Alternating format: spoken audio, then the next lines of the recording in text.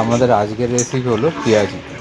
আর পেঁয়াজির জন্য প্রথমে পেঁয়াজগুলোকে ভালো করে ঝুড়ি করে কেটে নিতে হবে। দেখো পেঁয়াজটাকে কত সুন্দর কেটে নিয়েছি।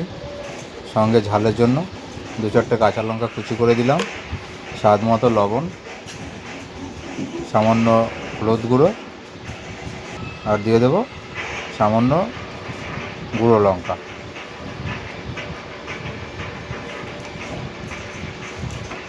এরপরে 4 চামচ মতো বেসন দিয়ে দেবো।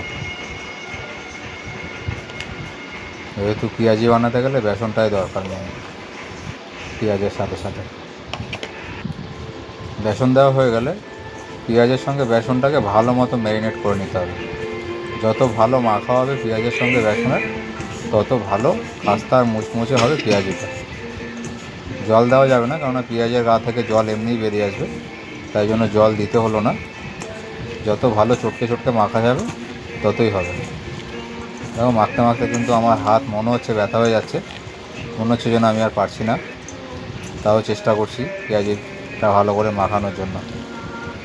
না, মনে হচ্ছে আমার দ্বারা হবে না। দেখো আমি হেরে গেলাম। ম্যারিনেট করে রেখে দেওয়ার 15 মিনিট পরে আবার আমাদের বৌদিমণি আবার পেঁয়াজিটাকে ভালো করে মাখাচ্ছে। এইরকম চটকে যত ভালো মাখানো হবে তত ভালো পেঁয়াজিটা হবে। এইবার আরও 10 মিনিট রেখে দেবো আমি মাখানোর জন্য।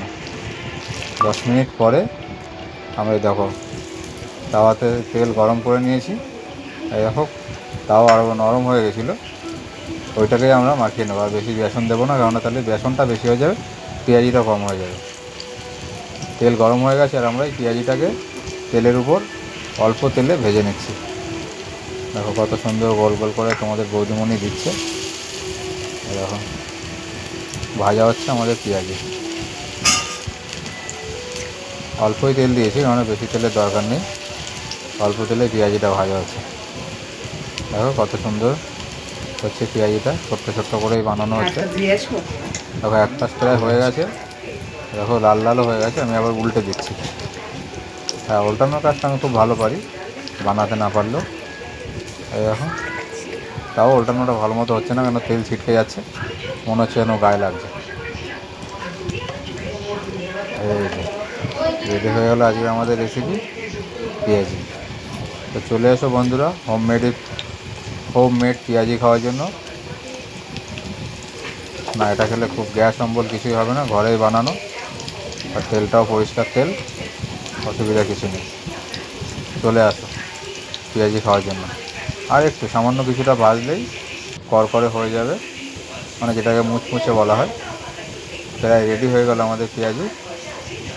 এইবার একটু কেচাপের সঙ্গে বা সসের সঙ্গে পরিবেশন করলেই কিন্তু কমপ্লিট আমাদের পেঁয়াজি। কেমন লাগলো অবশ্যই কমেন্ট করে কিন্তু জানাবে বন্ধুরা।